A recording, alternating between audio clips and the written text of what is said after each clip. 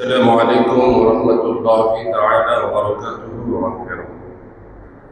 الصلاة والسلام عليك سيدي يا رسول الله.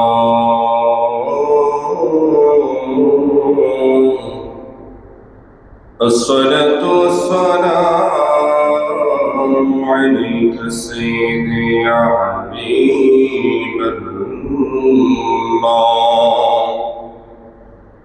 الصلاة والسلام عليك سيدي يا شافع المذنبين. الصلاة والسلام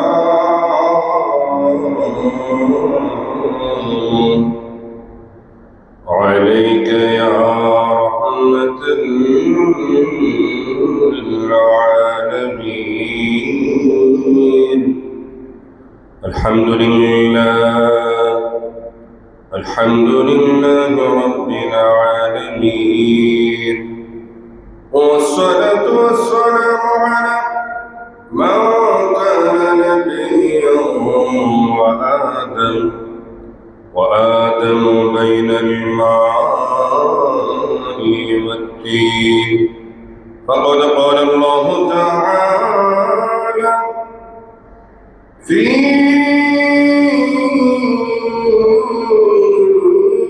كلامه المجيد وفي فرقان الحميد। সকলে আমার সাথে সাথে আওয়াজ করে জবানটা ছেড়ে দিয়ে পড়ুন আউযু বিল্লাহি মিনাশ শাইতানির রাজীম। বিসমিল্লাহির রাহমানির রাহিম। ইন্না ইদ্দাতাশ শুহুরি ইনদা আল্লাহি 12 শাহরান।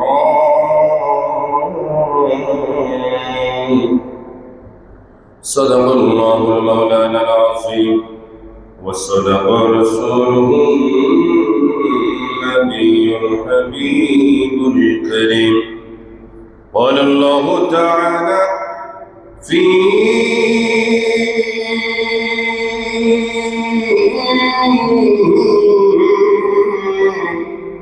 شان حبيبه إن الله وملائكته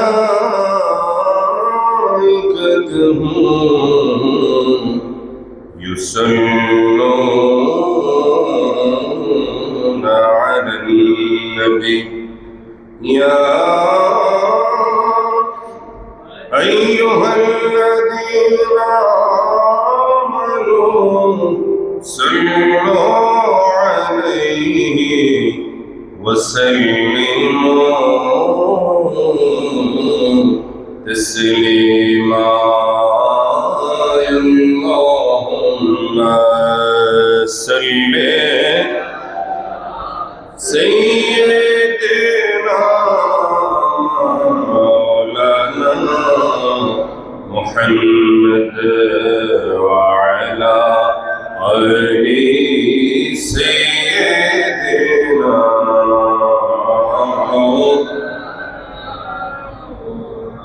সবাই মহব্বতে আল্লাহুম্মা সাল্লি আলা সাইয়্যিদিনা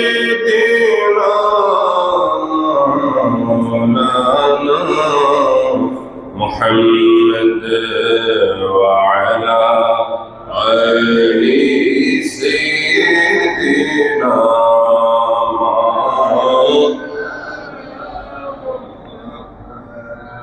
ওরে মুহররমের 10 তারিখে হরে কি ঘটাইলে রব্বানা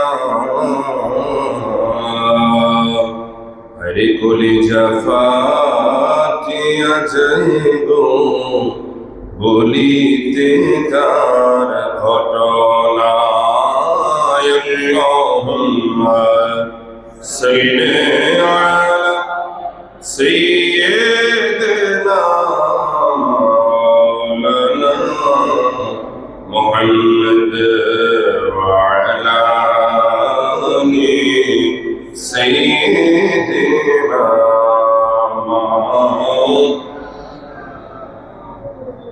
أمر الله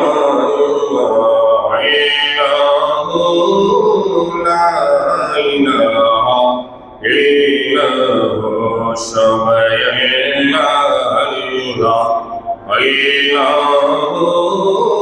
لا إله ওরে গুনাহগারের গুনাহ জরে নবী দুরূদে আপনার বলেন না ইয়া রাসূলুল্লাহ ওরে গুনাহগারের গুনাহ জরে নবী দুরূদে আপনার ওরে আপনার উপর পড়েন দুরূদ আপনার উপর পড়েন দুরূদ ফিরিস্তা খোদা নবীজি আল্লাহ আল্লাহ আল্লাহ ইলাহা ইল্লাল্লাহু আল্লাহু লা ইলাহা জোরে লা ইলাহা ইল্লাল্লাহ সবাই লা ইলাহা লা ইলাহা ইল্লাল্লাহ লা ইলাহা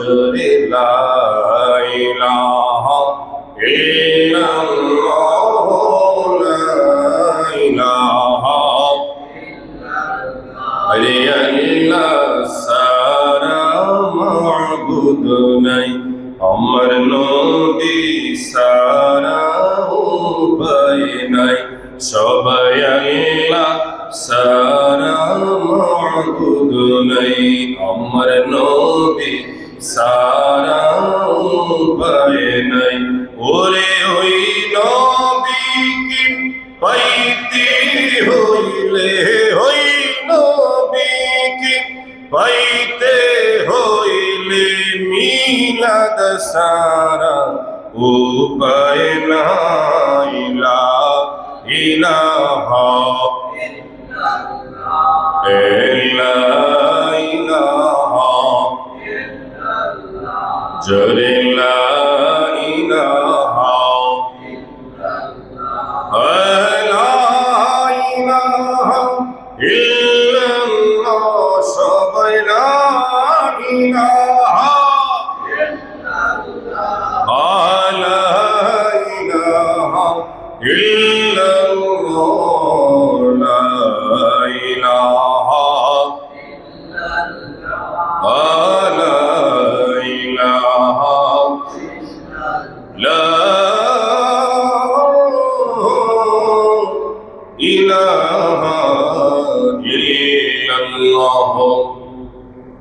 মুহাম্মাদুর রাসূলুল্লাহ সাল্লাল্লাহু তাআলা আলাইহি ওয়াসাল্লাম আওয়াজ করে কি বলা যাবে নি মারহাবা ওরে মুহরমের 10 তারিখে হরে কি গটাইলেন রব্বানা হরে কি গটাই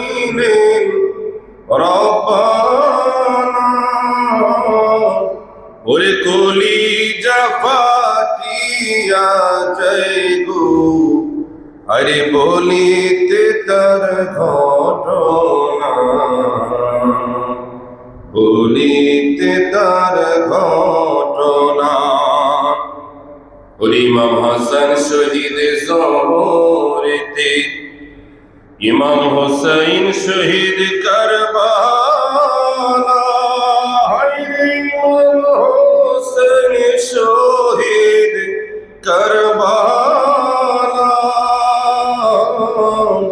ওরে হযরতে জয়নাল আবদিন বন্দী হইল ইয়াজিদের ওই জেলখানা, মুহররমের 10 তারিখে হরে কি ঘটাইলেন রব্বানা, হরে কি ঘটাইলেন রব্বানা, ওরে কুলি জাফা দিয়া যায় গো শুনিলে তার ঘটনা, হরে শুনিলে তার ঘটনা। বলেন না ইয়া রাসূলুল্লাহ। আলহামদুলিল্লাহ ওয়া শুকরুলিল্লাহ ওয়াস সালাতু ওয়াস সালামু আলা রাসূলিল্লাহ। উপস্থিত ঐতিহ্যবাহী নারায়ণগঞ্জ ফকিরতলায় জামিয়া মসজিদের সম্মানিত মুসল্লিয়ানি কেরাম, মুসল্লিয়ানি আযম, মুরব্বী বাজান, যুবক ভাইয়েরা, এখন আল্লাহ পাকের মহান হুকুম পবিত্র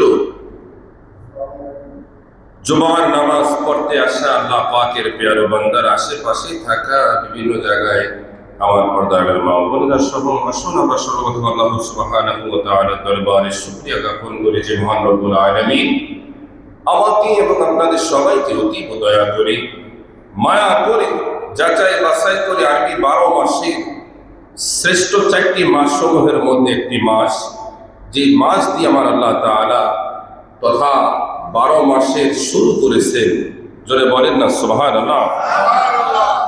গত জুম্মা আমরা 1447 হিজরি দিয়ে শেষ করেছি, আজকে আমরা 1448 হিজরি দিয়ে শুরু করলাম, বলেন না সুবহানাল্লাহ। তথা এই পবিত্র মুহররম মাসে সর্বপ্রথম জুমার নামাজ আদায় করার জন্য যে আল্লাহ পাক আমাকে এবং আপনাদের সবাইকে কবুল করেছেন, আমরা খুশি না বেজার?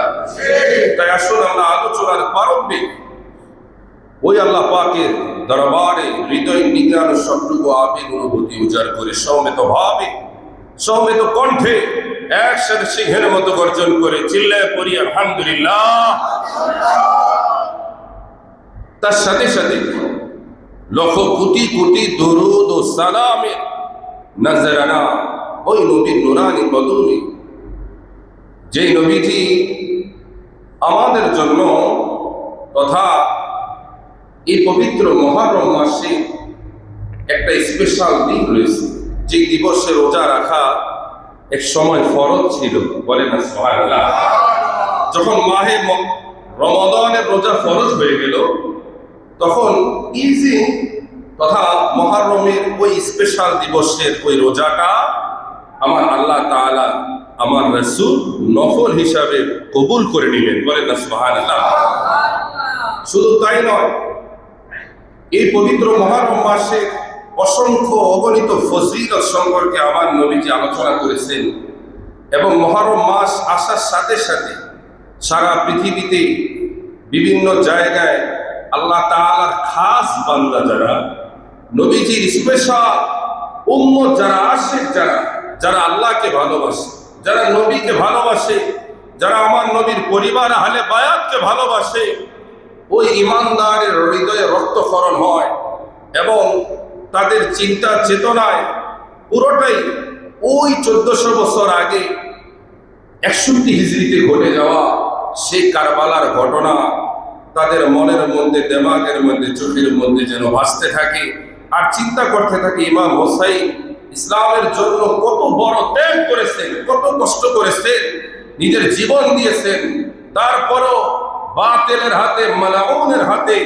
বায়াত গ্রহণ করে নাই, নিজের ঈমান বিক্রি করে নাই।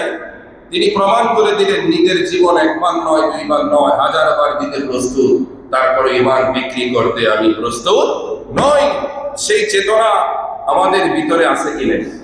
জোরে বলতে হবে, আছে কিনা? আছে। আরেক দিক থেকে এই মুহররম মাস আসার সাথে সাথে আমাদের দেশে নামদারি কিছু জালিম, কিছু শায়েখ, কিছু গোস্তাখে রাসূল, গোস্তাখুন নবী, কিছু দুশ্মনে রাসূল, কিছু ইয়াজিদের রুহানি সন্তান, জারজ সন্তান, কিছু আলেম নামদারি, কিছু জালেম নামদারি বিভিন্নভাবে ছড়িয়ে ছিটিয়ে থেকে যারা এই মাসের আগমনের সাথে সাথে আপনার আমার ইমানকে নষ্ট করার জন্য যারা সোশ্যাল মিডিয়ার মাধ্যমে, বিভিন্ন কনফারেন্সের মাধ্যমে, ওয়াজ মাহফিলের ব্যানারের মাধ্যমে যারা আমাদেরকে ইমান থেকে খারিজ করার জন্য ইহুদি নাসারা টাকা খেয়ে তারা উঠে পড়ে লেগেছে, কথা বলে ঠিক কিনা? প্রিয় হাজিরিন, তো আমরা এই মাস আসার সাথে সাথে মুসলমানদের মধ্যে দুইটা দলে ডিভাইডেড আমরা দেখতে পাই। একদল ইমাম হুসাইনের পক্ষে কথা বলে, আর একদল দেখতে শুনতে মুসলমান, দাঁড়িয়ে আছে, টুপি আছে, নামাজ রোজা সব আছে, 3 দিন 40 দিন ইজতেমা সব আছে, কিন্তু ইমাম হুসাইনের মহাব্বত তো দূরের কথা, জবান দিয়ে ইমাম হুসাইনের কথাও তাদের মধ্যে পাওয়া যায় না। তাহলে তারা কিসের কথা বলে? তাহলে তারা আমাদেরকে কি মেসেজ দেয়? তারা আমাদেরকে কোন নামাজের কথা বলে, কোন রোজার কথা বলে, কোন 3 দিনের সময়ের কথা বলে, কোন 40-এর কথা বলে, কোন ইজতেমার কথা বলে, কোন মশওয়ারার কথা বলে, কোন মজলিসের দিকে তারা আমাদেরকে ডাকে, কোন জান্নাতের দিকে আমাদেরকে ডাকে? অথচ তারা জানে না এই যে নামাজ রোজা হজ যাকাত সমস্ত ইবাদত দিয়ে আমরা যে জান্নাতের আশা করি, ওই জান্নাতের যুবকদের সরদারি হবে ইমামে হাসান এবং ইমামে হুসাইন। জোরে বলেন আল্লাহু আকবার। এই জন্য ইনশাআল্লাহ এই মাস ব্যাপী ধারাবাহিকভাবে নবীর পরিবার আহলে বায়াত নিয়ে আমরা ইনশাআল্লাহ আলোচনা করব। যেহেতু এটা মাহে মুহররম, এই মুহররম মাস শুরু হয়ে গেছে, জোরে বলেন সুবহানাল্লাহ। আজকে মুহররম মাসের 3 তারিখ, সবাই বলেন কয় তারিখ? 3 তারিখ। আল্লাহ চাহে তো আগামী শুক্রবার দিন খুব বরকতময় একটা দিন, যে দিনটা হয়ে যাবে আশুরার দিন, বলেন না সুবহানাল্লাহ। ইনশাআল্লাহ আমরা আশুরার ফজিলত এবং গুরুত্ব সম্পর্কে ইনশাআল্লাহ আমরা আলোকপাত করব। আল্লাহ পাক যেন সংক্ষিপ্ত সময়ের মধ্যে গোটা এই প্যাকেজকে, আলোচনাটা যেন আপনাদের সামনে উপহার দেওয়া তৌফিক দান করে। পরিশেষে আমরা যারা শুনবো, আল্লাহ পাক যেন আমাদের সবাইকে আমল করার তৌফিক দান করে, সকলে বলেন আমিন। আমরা ওই ভাইদের জন্য দোয়া করি যারা এখনো দুনিয়া নিয়ে ব্যস্ত আছে, যারা এখনো দুনিয়ার মোহ নিয়ে পড়ে আছে, যাদেরকে আল্লাহর হুকুমের জন্য আহ্বান করার পরও যাদের হুঁশ ফিরে নেই, আল্লাহ যেন তাদেরকে কুদরতি ভাবে যেন হেদায়েতের মাধ্যমে তাদের হুঁশ ফিরিয়ে তাদেরকে যেন মসজিদে আগে আগে আসার, মেহমান হওয়ার তৌফিক দান করে, সবাই বলেন আমিন। সময় উপস্থিতি, সৃষ্টি জগৎ শুরুর আগে আল্লাহ তাআলা, সৃষ্টি জগৎ শুরুর আগে আল্লাহ তাআলা জমিনের প্রত্যেকটা মানুষের জন্য, তাদের সময়ের জন্য আল্লাহ তাআলা 12টি মাসকে নির্ধারিত করে দিয়েছেন, বলেন না সুবহানাল্লাহ। কয়টি মাস? 12টি মাস। এটা আমাদের জন্য নির্ধারিত, কোনো সন্দেহ নেই, কোনো ডাউট নেই।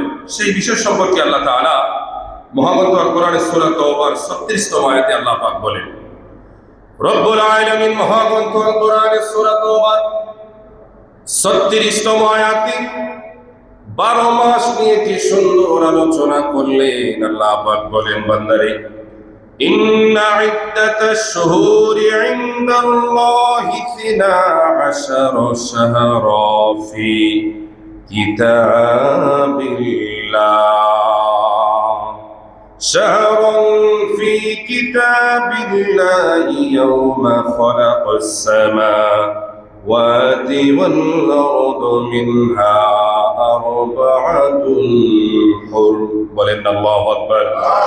আল্লাহ পাক বলেন, বান্দারে, নিশ্চয় আমি আল্লাহ পাকের নিকট কিতাবের গণনার মাস হচ্ছে 12টি। সবাই বলেন কতটি? 12টি গণনার মাস। মুহররম থেকে জিলহজ পর্যন্ত মুহররম, সফর, রবিউল আউয়াল, রবিউল সানি, জমাদিউল উলা, জমাদিউল সানি, রজব, শাবান, রমজান, শাওয়াল, জিলকদ, জিলহজ, এই যে 12টি মাস, এই 12টি মাস আমার আল্লাহ তাআলার কাছে সৃষ্টি জগতের শুরু থেকে বিদ্যমান। সেই বিষয় সম্পর্কে আল্লাহ বলেন, বান্দারে, ও বান্দা, নিশ্চয়ই আসমান সমূহ ও পৃথিবীর সৃষ্টির দিক থেকে, সূচনা লগ্ন থেকে আমি আল্লাহ তাআলা তোমাদের জন্য চলাফেরার জন্য, তোমাদের জীবন কাউন্টের জন্য আল্লাহ 12টি মাস নির্ধারিত করে দিয়েছি। এই 12টি মাসের মধ্যে আমি আল্লাহ তাআলা আরবাতুল হুরুম, চারটি মাসকে আমি আল্লাহ সম্মানিত বানিয়ে দিয়েছি। 12টি মাস মর্যাদাবান, কোনো সন্দেহ নাই। কিন্তু এই 12টি মাসের মধ্যে আমার আল্লাহ বলে, বান্দারে, এই 12 মাসের মধ্যে 4টা মাসকে আমি আল্লাহ সম্মানিত করেছি। বলেন সুবহানাল্লাহ। এই 4টা মাসের মধ্যে অন্যতম হচ্ছে জিলকদ, জিলহজ, মুহররম মাস এবং হচ্ছে রজব মাস। বলেন না সুবহানাল্লাহ। এই 4টা মাস হচ্ছে মাসসমূহের মধ্যে সবচাইতে সম্মানিত একটি মাস। এবার সে যেহেতু বছর শুরু হয়ে গেল, আমাদের এক কাছ থেকে একটি বছর বিদায় নিয়ে চলে গেল, তথা জীবন থেকে আমরা একটি বছর হারিয়ে ফেললাম। আরেকটা বিষয়ের দিকে তাকান, আমার আপনার হায়াত যদি এই জমিনে 100 বছর হয়, 100 বছরের মধ্য থেকে একটি বছর হায়াত আমাদের মাঝ থেকে বিদায় নিল। এই বছরটা আমরা আর কোনোদিন পাবো না। নতুন করে নতুন বছর শুরু হলো, 3 দিন চলে গেল, কিছুক্ষণ পরে দেখবেন 1 মাস নাই, আমার দেখবে রমজান মাস এসে গেল, বছর শেষ হয়ে যায়, আবার মুহররম এসে যাবে, এভাবে শেষ হয়ে যাবে। এই শেষ হওয়ার মধ্য থেকে একদিন আমি চলে যাব, আপনি চলে যাবেন। আমরা এই জায়গায় যারা উপস্থিত হয় না আমার, আমরাও একদিন চলে যাব, আমাদের পরবর্তী জেনারেশন আসবে, তারাও চলে যাবে। এই জমিনে কেউ চিরস্থায়ী কোনোদিন থাকতে পারবে না, কারণ এই জমিনটা হচ্ছে ক্ষণস্থায়ী। জমিনে আমার আল্লাহ তাআলা আমাদেরকে পরীক্ষা করার জন্য তথা এই জমিনের মধ্যে প্রেরণ করেছেন।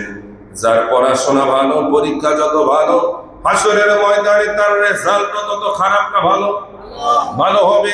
এই জন্য আমরা এই জমিনে ভালো পরীক্ষা দিতে চাই না খারাপ পরীক্ষা। ভালো যদি পরীক্ষা দিতে হয়, নামাজ লাগবে, রোজা লাগবে, নেক আমল লাগবে, বাবা মার খেদমত লাগবে। 4টা বিষয়কে আপনারা গুরুত্ব দিবেন। সবাই বলেন কয়টা বিষয়? 4টা বিষয়কে গুরুত্ব দিবেন। 4টা বিষয়ের প্রতি মহব্বত রাখবেন, 4টা বিষয়ের প্রতি আদব রাখবেন, 4টা বিষয়কে অন্তর থেকে ভালোবাসবেন। দেখবেন এই জমিনে আপনাকে কেউ কোনোদিন মাইনাস করতে পারবে না। বলেন না আল্লাহু আকবার। 4টা বিষয় হচ্ছে আল্লাহ পাকের ইবাদত। 1 নাম্বার কি? সবাই বলেন আল্লাহ পাকের। 1 নাম্বার হচ্ছে আল্লাহ পাকের ইবাদত। 2 নাম্বার হচ্ছে আমার নবীজির মহব্বত। জোরে বলেন সুবহানাল্লাহ। এই 2 নাম্বারের বিষয়ের সাথে আরেকটা বিষয় যোগ হয়, নবীজির মহব্বতের সাথে নবীর পরিবার আহলে বায়াতের মহব্বত। বলেন না সুবহানাল্লাহ। তারপরে হচ্ছে 3 নাম্বার হচ্ছে মা বাবার খেদমত। মা বাবার খেদমত। 4 নাম্বার হচ্ছে ওলি আল্লাহর সহবত। বলেন না সুবহানাল্লাহ। আল্লাহ পাকের ইবাদত, নবীজি মহব্বত, মা বাবার খেদমত, আউলিয়া কেরামের সহবত, এই 4টা বিষয় যদি আপনার জীবনের সাথে থাকে, আমার আল্লাহ বলে জমিনের সবচেয়ে দামি বান্দা তো আমার ওই বান্দা। বলেন না সুবহানাল্লাহ। যাদের মধ্যে আমার ইবাদত আছে, আমার নবীর মহব্বত আছে, বাবা মার খেদমত আছে, আমার মহান বন্ধুদের সহবত সংস্পর্শ আছে, জমিনের সবচেয়ে শ্রেষ্ঠ বান্দাগুলোর মধ্যে তো এই বান্দাই শ্রেষ্ঠ। বলেন না সুবহানাল্লাহ। আজকে অনেকের কাছে আল্লাহর ইবাদত আছে, নবীর মহব্বত নাই। আবার অনেকের কাছে আল্লাহর ইবাদত আছে, বাবা মার খেদমত নাই। আবার অনেকের কাছে আল্লাহর ইবাদত আছে, আল্লাহর ওলিদের সহবত নাই। আছে কি নাই? এই 4টা জিনিস অনেক দামি। এই দামি 4টা জিনিস সবাই অর্জন করতে পারে না। যারা আমার আল্লাহ তাআলা যাদেরকে ভালোবাসে, নবী যাদেরকে ভালোবাসে, আউলিয়া কেরামের নেক নজর যাদের আছে, মা বাবার নেক নজর যাদের আছে, যাদের উপরে আছে, তারাই 4টা দিক থেকে 4টা সম্মাননা অর্জন করে। কারণ আল্লাহ পাকের ইবাদত সবাই করতে পারে না। আল্লাহ যাদেরকে ভালোবাসে, নবীজিকে সবাই ভালোবাসতে পারবে না। যাদেরকে আমার নবীজি কবুল করেছেন, মা বাবার খেদমত সব সন্তানের কপালে হয় না। যে সন্তান বাবা মার দোয়া অর্জন করতে জানে, নেক নজর নিতে জানে, ওই সন্তানের ভাগ্যে আমার আল্লাহ বাবা মার খেদমত লেগে থাকে। কথা বলে ঠিক কিনা? যারা আউলিয়া কেরামদেরকে ভালোবাসে, মহব্বত করে, তারাই আউলিয়া কেরামের সহবত পায়। ভাইরা আমার, পিছনের দিকে তাকানোর সুযোগ নাই। শুধু পিছনের গুনাহ নিয়ে আপনারা শুধু আল্লাহর দরবারে বারবার ইস্তিগফার করবেন, ক্ষমা চাইবেন। আল্লাহ, জীবনে কত না নামাজ, কত না রোজা, কত না তোমার হুকুম মান্য করেছি আল্লাহ, মনে হলে সামনের দিকে আমি যেতে পারি না আল্লাহ, পিছনের গুনাহগুলো আল্লাহ তুমি ক্ষমা করে দাও, সামনের পথটা আমাদের জন্য সহজ করে দাও। আমার আল্লাহ পারে কি পারে না? জোরে বলেন, পারে কি পারে না? আমার সুন্নি ভাইয়েরা, মুরব্বী বাজারেরা, যুবক ভাইয়েরা, আশেপাশে থাকা আমার মা বোনেরা, একটু গভীর মনোযোগ। আমার আল্লাহ তাআলা কি বলতেছেন আমাদের বিষয়ে? আল্লাহ তাআলা বলেন, বান্দারে, আমি তো তোমাদের হিসাব একদিন নিব। এই হিসাব নেওয়ার আগে তোমরা নিজেদের মধ্যে একটু নিজেদের হিসাবটা যদি নিয়ে নিতে একটু ভালো হতো না? এজন্যই আল্লাহ তাআলা মহাগ্রন্থ কোরআনের সূরা আম্বিয়া 1 নম্বর আয়াতে আল্লাহ তাআলা আমাদেরকে সতর্ক করতেছেন আর বলতেছেন, বান্দারে, রব্বুল আলামিন বলেন, ইকতারাবা লিন-নাসি হিসাবুহুম ওয়া হুম ফি গাফলাতিন মুরিদুন। আল্লাহু আকবার। আল্লাহ বলে, বান্দারে, ও বান্দারা, নিশ্চয়ই মানুষের হিসাব নিকাশের সময়টা অনেক নিকটে, অনেক নিকটে, তথা খুবই আচ্ছন্ন সময়। ও বান্দা, অথচ তোমরা অলসতায় মুখ ফিরিয়ে নিয়েছো। এখন বলতে পারেন, হুজুর, কিয়ামত তো অনেক দূর, হাসর হবে অনেক দূরে, তাহলে নিকটে কিভাবে হলো? ভাইরা আমার, মৃত্যুটা আমাদের কাছে না দূরে? সবাই বলেন, আওয়াজ দিয়ে বলেন, মৃত্যু আমাদের কাছে। আপনার আমার যখন মৃত্যু হবে, তখনই দুনিয়ার হিসাব শুরু হয়ে যাবে। তাহলে কি আমার আল্লাহ এই বাণী সত্য না মিথ্যা? কথা কয় না। সবাই বলেন, সত্য। আল্লাহ বলে, বান্দারে, ও বান্দা, তোমাদের হিসাব নিকাশের সময়টা খুবই আসন্ন, নিকটে, নিকটে। তোমরা প্রস্তুত হও, প্রস্তুত হও। তোমরা দুনিয়ার মধ্যে ডুবে থেকে আমি আল্লাহ তাআলার কথা ভুলে যেও না, ওই হিসাবের কথা ভুলে যেও না, কবরের কথা ভুলে যেও না, হাসরের কথা ভুলে গিয়ে তোমরা মুখ ফিরিয়ে অন্য দিকে তাকিও না। ও বান্দা, ও বান্দা, দুনিয়ায় তথা কবরে আসার আগে বান্দা একটু নিজের হিসাবটা একটু নিজে করে এসো, তাইলেই দেখবা তোমার হিসাবটাকে আমি আল্লাহ সহজ করে দিয়েছি। বলেন না সুবহানাল্লাহ? ভাইরা আমার, একটু গভীর মনোযোগ। তিরমিজি শরীফের মধ্যে একটা সহিহ সনদ একটা হাদিস শরীফ রয়েছে। আল্লাহর প্রিয় নবীজি, দু জাহানের বাদশা নবী মুহাম্মদুর রাসূলুল্লাহ সাল্লাল্লাহু তাআলা আলাইহি ওয়াসাল্লাম নবীজি বলেন, উম্মতেরা, নবীজি বলেন, লি রাজুলিন হুয়া ইয়াইযুহু ইয়াগতানিম খামসান ক্বাবলা খামসিন। নবীজি বলেন, উম্মতেরা, পাঁচটি বিষয়ের পূর্বে তোমরা মূল্যায়ন করো। কয়টা বিষয়কে? পাঁচটা বিষয়ের পূর্বে তোমরা মূল্যায়ন করো। সাহাবীরা বললেন, ইয়া রাসূলুল্লাহ, ইয়া হাবিবাল্লাহ, নবী গো, কোন সেই পাঁচটা বিষয় যেটার বিষয়ে মূল্যায়ন করার জন্য আপনি বললেন? নবীজি বললেন, তাহলে শোনো, শাবাবাকা ক্বাবলা হারামিকা। উম্মতেরা, বৃদ্ধ হওয়ার আগে তোমাদের যৌবন কালটাকে মূল্যায়ন করো। বলেন না আল্লাহু আকবার। দ্বিতীয় নম্বরে নবীজি বললেন, উম্মতেরা, ওয়াসিহাতাকা ক্বাবলা সুকমিকা। অসুস্থ হওয়ার আগে তোমাদের সুস্থতার এই নিয়ামতের এই সময়টাকে তোমরা মূল্যায়ন করো। বলেন না আল্লাহু আকবার। তৃতীয় নম্বরে নবীজি বললেন, উম্মতেরা, ওয়াগিনাকা ক্বাবলা ফাকরিকা। নবীজি বললেন, তোমাদের সচ্ছলতা তথা অসচ্ছলতা আসার আগে সচ্ছলতাকে তোমরা মূল্যায়ন করো, তথা গরিব হওয়ার আগে তোমরা যখন তোমাদের কাছে সম্পদ থাকে ওই সময়টাকে তোমরা মূল্যায়ন করো। বলেন আল্লাহু আকবার। কয়টা গেল? তিনটা। 4 নম্বরে নবীজি বললেন, উম্মতেরা, ও আমার উম্মতেরা, ওয়া ফারাগুকা ক্বাবলা শুগলিকা। নবীজি বললেন, তোমরা ব্যস্ত হওয়ার আগে অবসর সময়টাকে তোমরা মূল্যায়ন করো। বলেন আল্লাহু আকবার। 5 নম্বরে নবীজি বলেন, উম্মতেরা, ওয়া হায়াতাকা ক্বাবলা মাউতিকা, মৃত্যু আসার আগে তোমাদের হায়াতের জীবনটাকে তোমরা মূল্যায়ন করো। বলেন না আল্লাহু আকবার। ঘুমাইতেছে না। ও হায়াতাকা তথা ক্বাবলা মাউতিকা, মৃত্যু আসার আগে জীবনটাকে কি করতে হবে? তো মৃত্যু আসার আগে যদি আমরা চিন্তা করি আরে 80 বছর হায়াত, তো 80 বছরের সময় আমরা মূল্যায়ন করবো, একটু মূল্যায়ন করলে তো হয়, কিন্তু কার কতটুকু হায়াত এটা কি আমরা জানি? কথা বলে জানি? জানে কে? আল্লাহ। বলেন না আল্লাহু আকবার। জীবনের প্রত্যেকটা সময় আমাদেরকে মূল্যায়ন করার জন্য আল্লাহ তার রাসূল তাকিদ দিয়েছেন 5টা বিষয়। এটা আমাদের বারবার বলা দরকার। আমি আবার আপনাদেরকে বলতেছি, আপনারা খেয়াল রাখবেন, মুখস্থ রাখবেন, মোবাইলে নোট করে রাখবেন। 1 নাম্বার হচ্ছে বৃদ্ধ হওয়ার আগে যৌবনকালকে। বৃদ্ধ হওয়ার আগে, সবাই বলেন, বৃদ্ধ হওয়ার আগে যৌবনকালকে। 2 নাম্বার কি? যে অসুস্থ হওয়ার আগে, কথা বলেন, অসুস্থ হওয়ার আগে সুস্থতাকে। 3 নাম্বার হচ্ছে যে আপনি গরিব হওয়ার আগে আপনার সচ্ছল ধনী সময়টাকে। 4 নাম্বার হচ্ছে ব্যস্ত হওয়ার আগে অবসর সময়টাকে। 5 নাম্বার হচ্ছে আজরাইল মৃত্যুর সময় আসার আগে জীবনের হায়াতকে মূল্যায়ন করার জন্য আল্লাহ ও তার রাসূল আমাদেরকে নির্দেশ দিয়েছে। যারা এই 5টাকে মূল্যায়ন করবে তাদেরকে আমার আল্লাহ হাসরে মূল্যায়ন করবে। আমরা এই 5টা বিষয়কে মূল্যায়ন করতে চাই কি চাই না? বলেন না ইয়া রাসূলুল্লাহ। মাশাআল্লাহ মাশাআল্লাহ। এবার আসেন আপনাদেরকে আল্লাহ তাআলার একজন জলিলুল কদর পয়গম্বর হযরত মুসা কালিমুল্লাহর একটা ঘটনা শোনাই।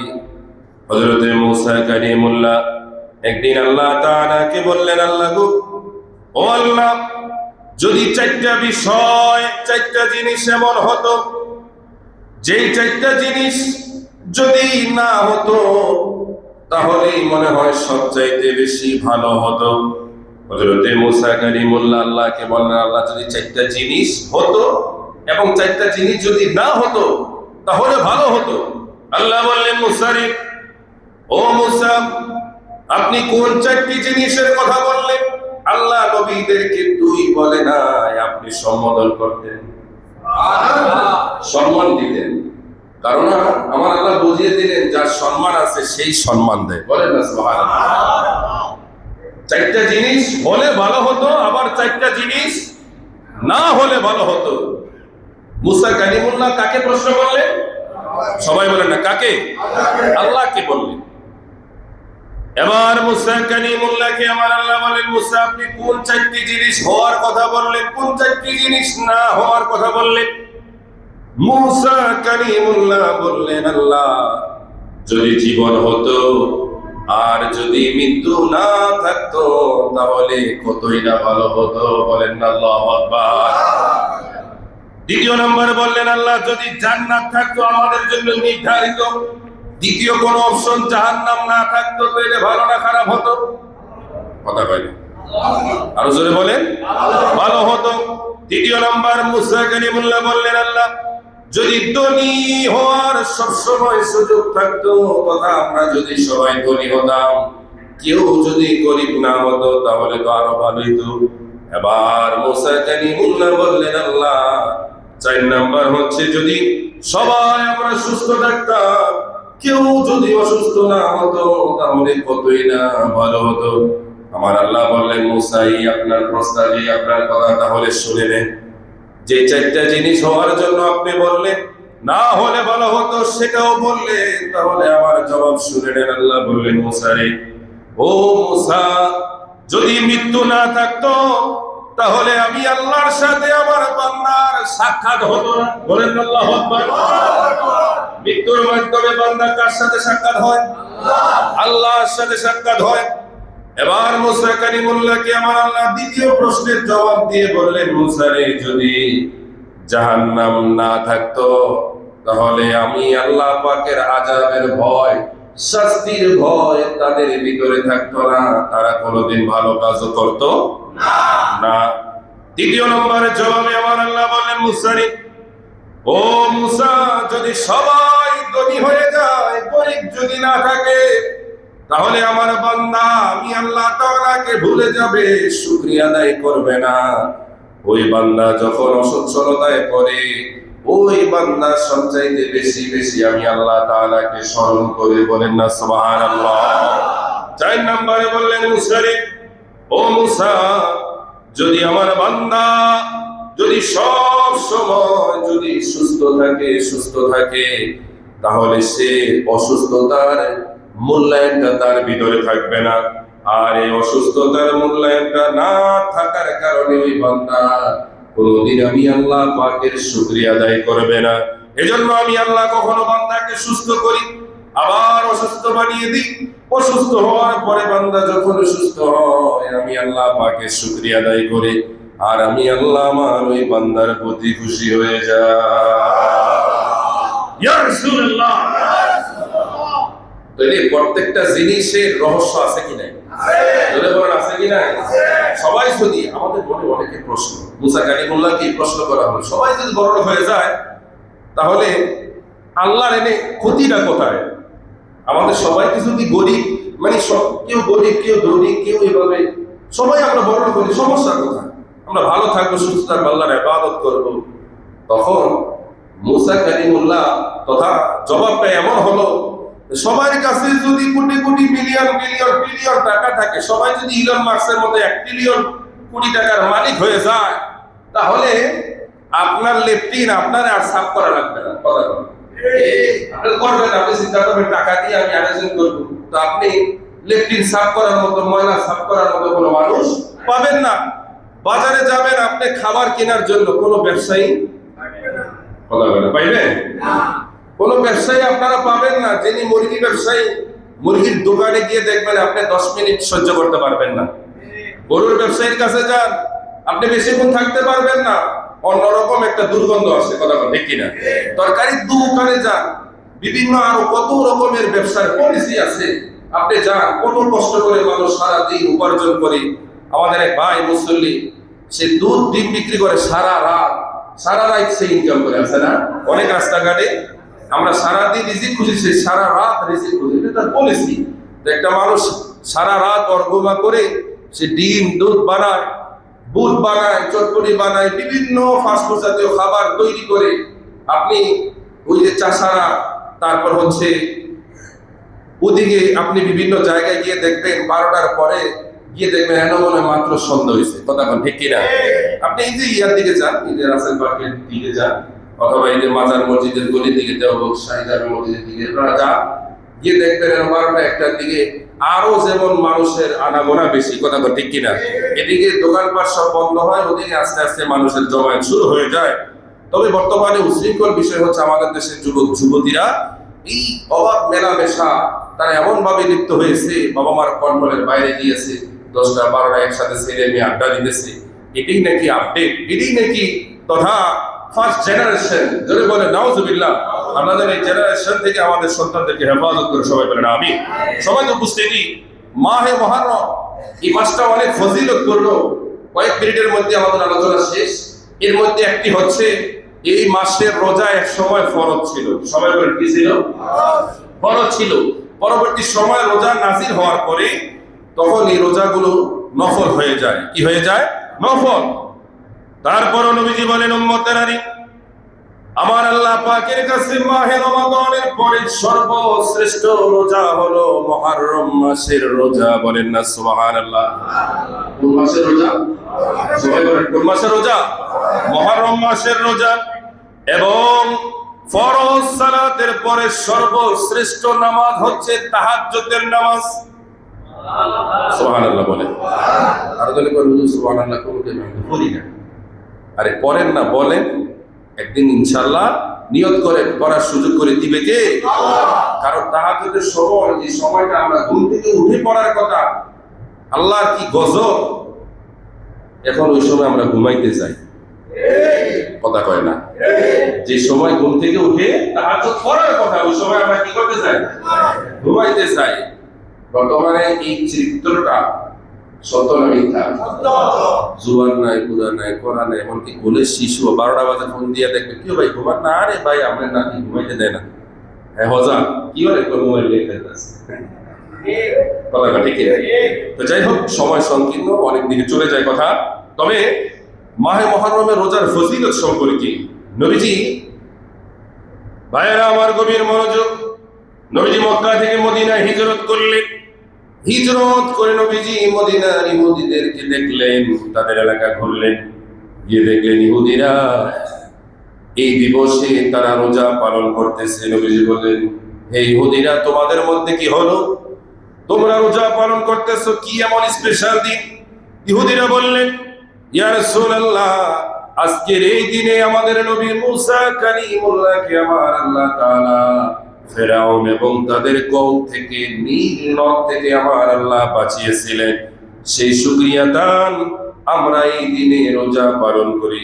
নবীজি বললেন, ইহুদিরা রে, তোমাদের চাইতে মুসা নবীর প্রতি আমি নবী এবং আমার উম্মতেরা বেশি হকদার। এই কথা বলে নবীজি চলে গেলেন।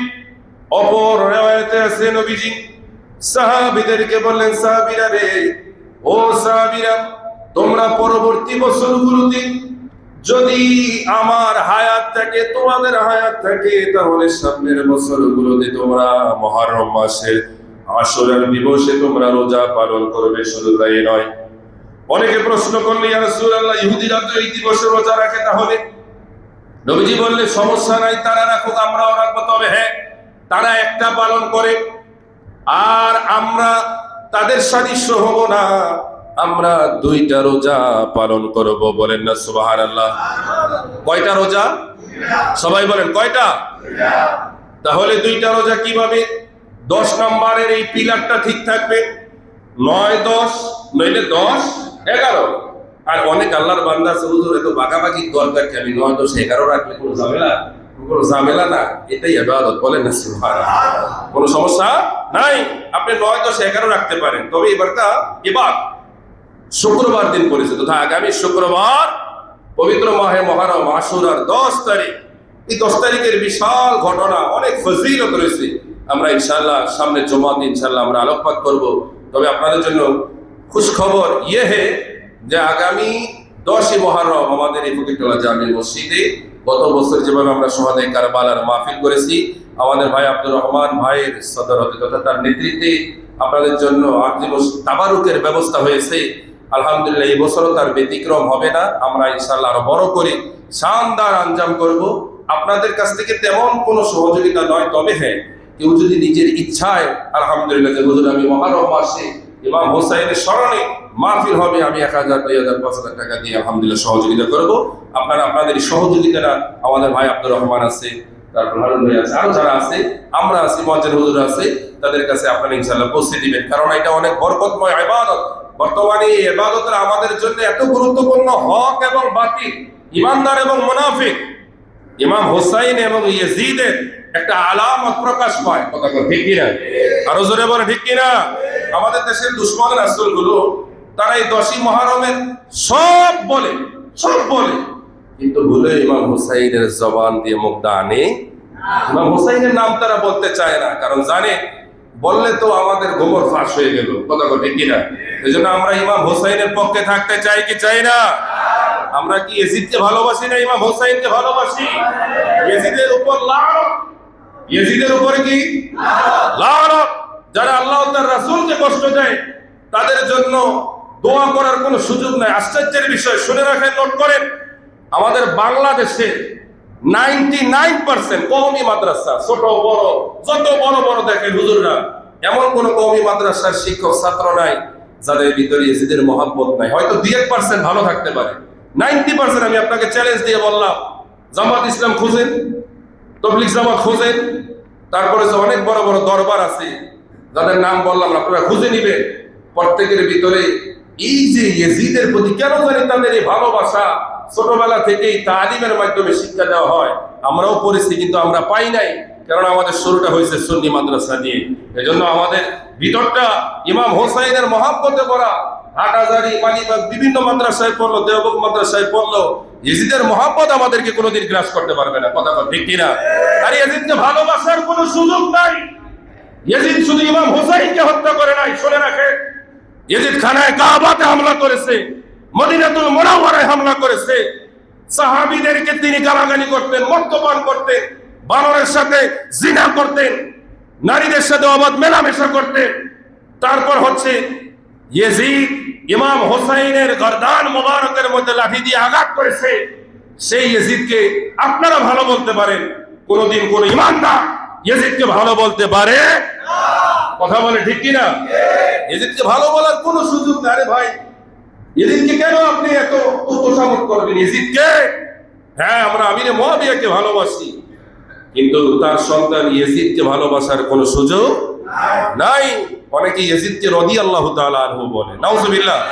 আমার অনেক মহব্বতের ভাই ওই দরবারের উপরে, আল্লাহ যেন ওই ভাইদেরকে হেদায়েত দিয়ে ওই শয়তানদের থেকে যেন হেফাজত করে। সবাই বলেন আমিন, আরো জোরে বলেন আমিন। এই জন্য ইয়েজিদকে ভালোবাসবো না ঘৃণা করব?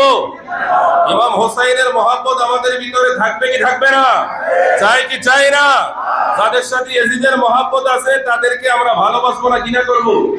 যদি আমার বাবাও হয় কোনো সম্পর্ক থাকতে মানে বলতে পারে, হুজুর এত কড়া করে কথা কইলেন। ভাই, আমার আল্লাহই বলেছেন, আমরা তো আল্লাহ, সেই তুলনায় আমরা 10 ভাগের 1 ভাগ কিছু বলি নাই। কথা বল। এই জন্য খবরদার মুসলমান, নামাজ রোজা হজ যাকাত দিয়ে যে জান্নাতের আশা করেন, ওই জান্নাতের সরদার যারা, তাদের প্রশংসা ছাড়া, তাদের মহব্বত ছাড়া আপনি জান্নাতে যাবেন এত সহজ নয়। আল্লাহ তাআলা আমাদেরকে মহব্বত করার তৌফিক দান করুন। তবে রোজার বিষয়টা খেয়াল রাখেন। কয়টার কথা বললাম? রোজা আগামী বৃহস্পতি শুক্রবার, শুক্রবার ঠিক শুক্র শনি, বৃহস্পতি শুক্র নয় শুক্র শনি আপনারা রাখবেন। আল্লাহ তাআলা বিদ্যুতের একটা বিষয়ের নোটিশ আছে, সেটা হচ্ছে এ মাসে যাদের বিদ্যুৎ বিল বকেয়া আছে তারা যেন বিদ্যুৎ বিলটা কি করে নেয়, পরিশোধ করে দেওয়ার জন্য বিদ্যুৎ অফিস থেকে নোটিশ জারি করা